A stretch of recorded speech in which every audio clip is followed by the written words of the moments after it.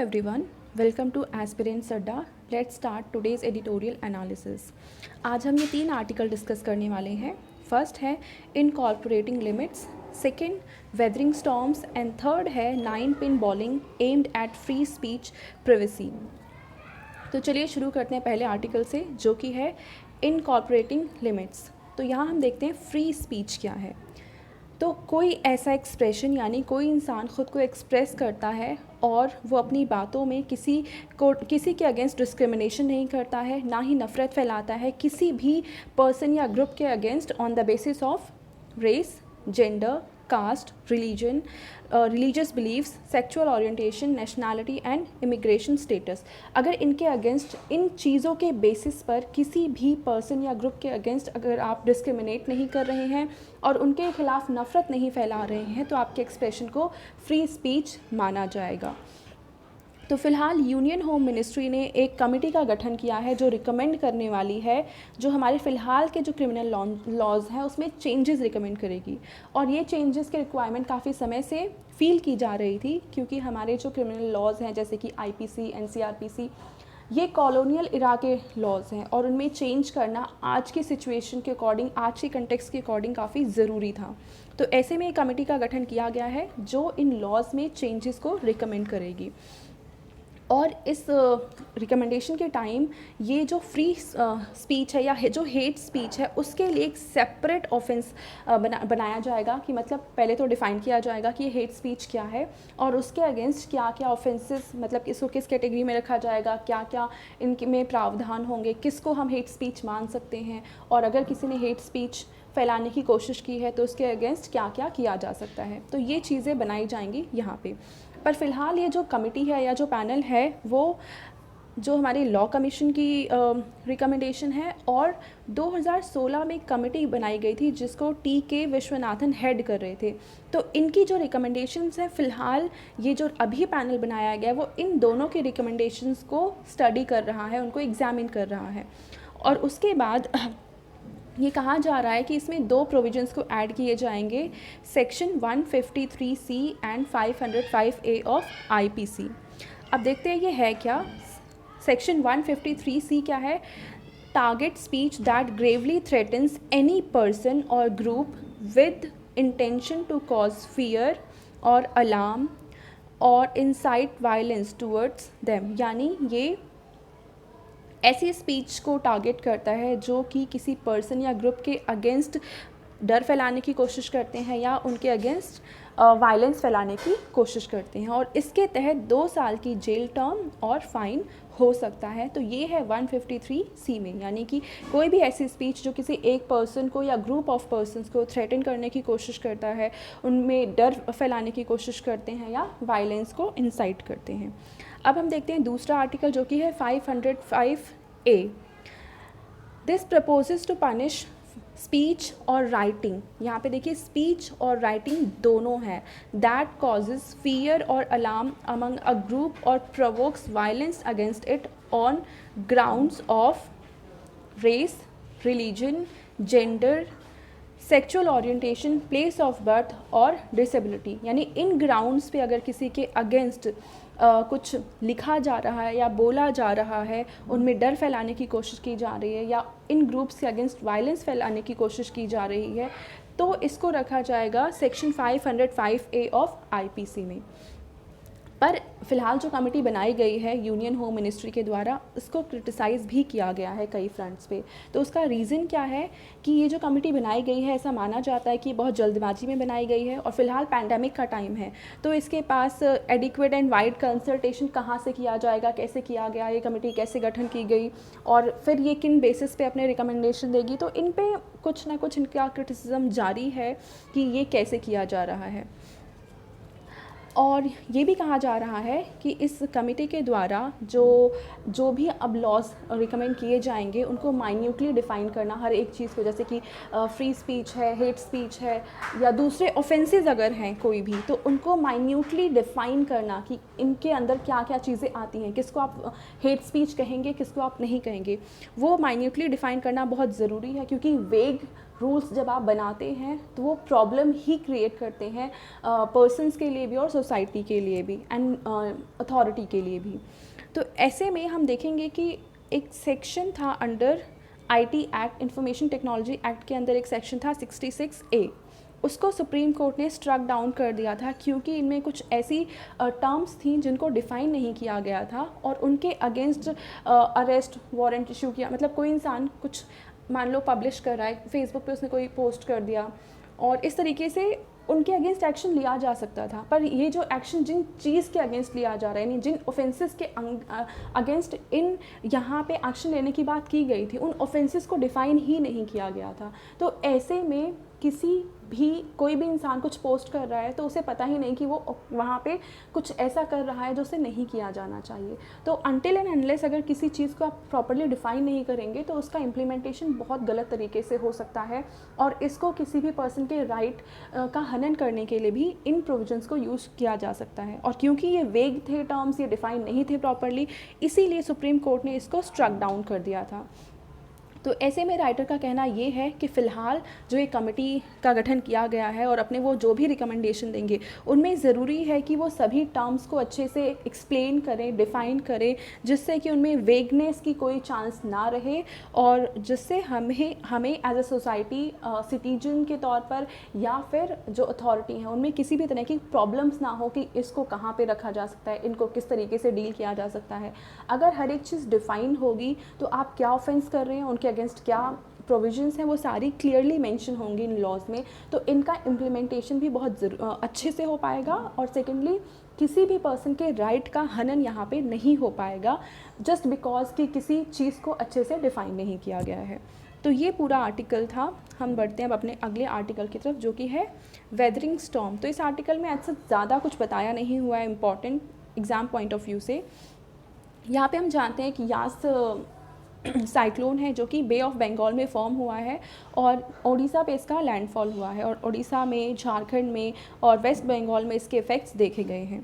तो ऐसे में यहाँ पे वर्ल्ड मीटरोलॉजिकल ऑर्गेनाइजेशन की एक रिपोर्ट है जिसको हम कहते हैं status of the global climate 2020 report, जिसमें ये बताया गया है कि लास्ट ईयर जो साइक्लोन आया था अम्फान, जिसने बंगाल को हिट किया था, वो अभी तक का कह सकते हैं जो रिकॉर्ड है उसका सबसे महंगा साइक्लोन बताया जा रहा है, जिसने नॉर्थ इंडिया को इफ़ेक्ट किया है, बंगाल वगैरह को इफ़ेक्ट किया है और ये बे ऑफ बंगाल में ही इसका ओरिजिनेशन था। और इसमें जो कॉस्ट बताया जा रहा है वो ऑलमोस्ट है $15 बिलियन, यानी इतना नुकसान हुआ था इंडिया को और ये अब तक का सबसे महंगा साइक्लोन बताया जा रहा है। तो ऐसे में इंडिया साइक्लोन से इफ़ेक्ट होने वाली कंट्री है जो हर साल यहाँ पे बे ऑफ बंगाल में या अरेबियन सी में बहुत सारे साइक्लोन्स आते हैं। किसी के द्वारा ज़्यादा प्रॉब्लम्स होती हैं, ज़्यादा नुकसान होता है और किसी के द्वारा थोड़ा कम नुकसान होता है। तो ऐसे में ज़रूरी है कि जब ये चीज़ होना ही है, हर साल होता है, तो इसके अगेंस्ट हमारे कुछ ऐसी नीतियाँ हों जिससे हम इनके नुकसान को कम से कम कर सकें। तो ऐसे में यहाँ पे कहा जा रहा है कि लोगों को इन लॉसेस के अगेंस्ट, यानी जो इन विपदाओं से जो हानि होती है, जो लॉसेस होते हैं, उनके अगेंस्ट इंश्योरेंस प्रोवाइड किया जाना चाहिए, इंश्योर किया जाना चाहिए, जिससे कि इन जो भी साइक्लोन्स आ रहे हैं या इस तरह की जो भी चीज़ें हैं उससे लोगों की लाइफ में क्या लॉस हुए हैं उनको इन इंश्योरेंस कंपनीज़ के द्वारा इंश्योर कराया जा सके और उनकी क्षतिपूर्ति कराई जा सके। और ऐसे में गवर्नमेंट इसको अच्छे से प्रोवाइड कर सकती है क्योंकि गवर्नमेंट एक ऐसा प्लेयर है जो कि बेस्ट पोजीशन में है इन क्षतिपूर्ति को प्रोवाइड करने के लिए और लोगों तक सहूलियत पहुंचाने के लिए।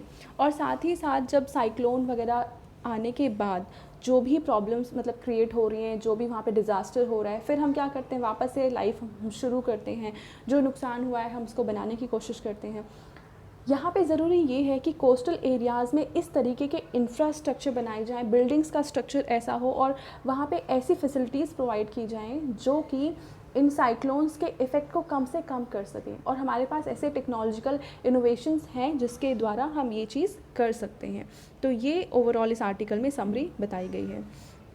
अब हम देखते हैं अपना थर्ड आर्टिकल जो कि है 9-pin bowling aimed at free speech privacy. तो फ़िलहाल एक IT रूल अभी आया है जिसको हम कहते हैं information technology intermediary guidelines and digital media ethics code rules 2021।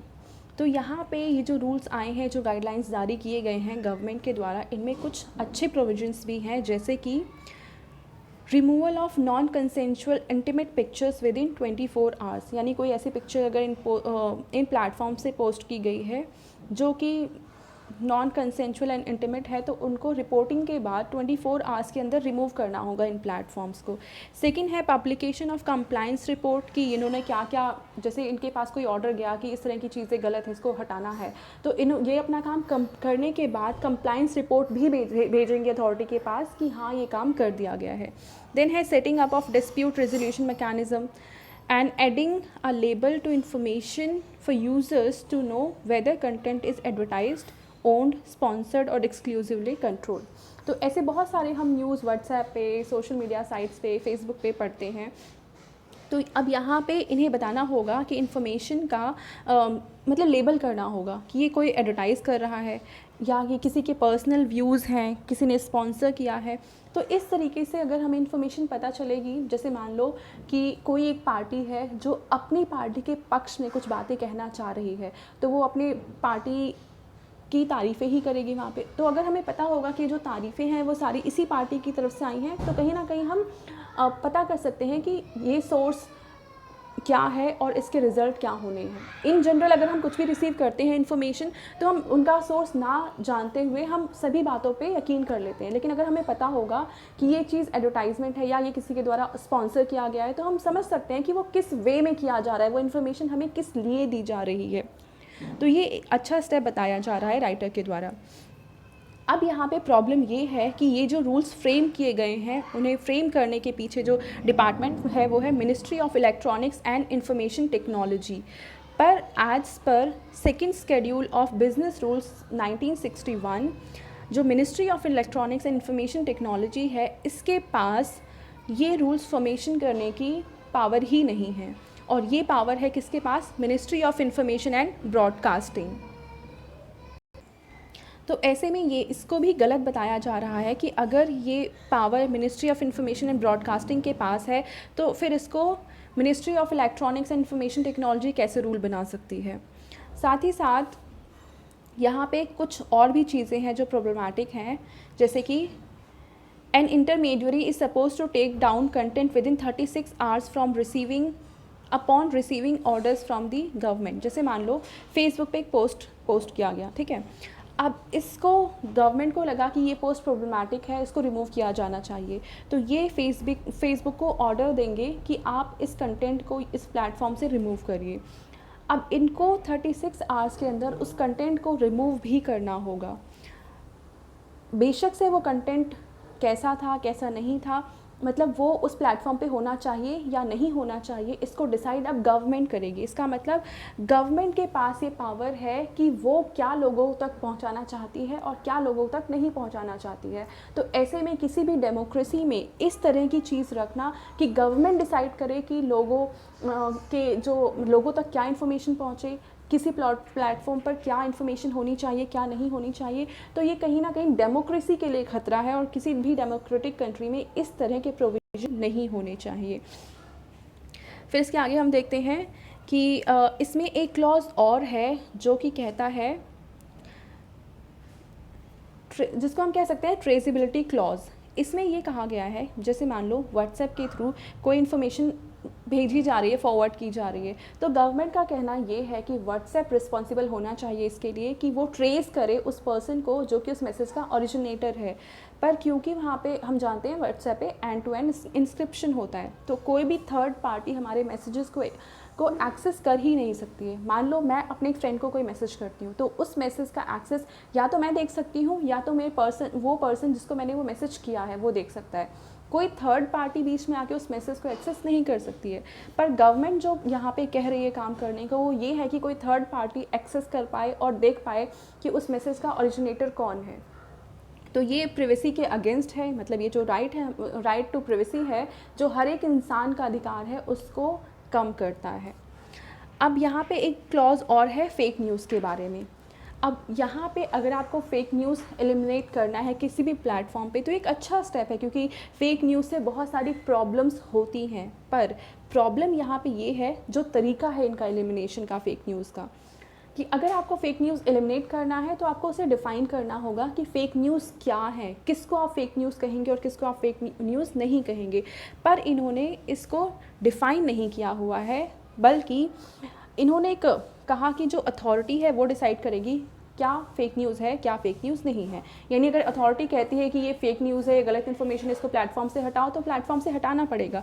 तो ऐसे में किसी अथॉरिटी को इस तरह की आर्बिट्ररी पावर देना कि वो अपने मन माने तरीके से कुछ भी कर सकता है, ये गलत है।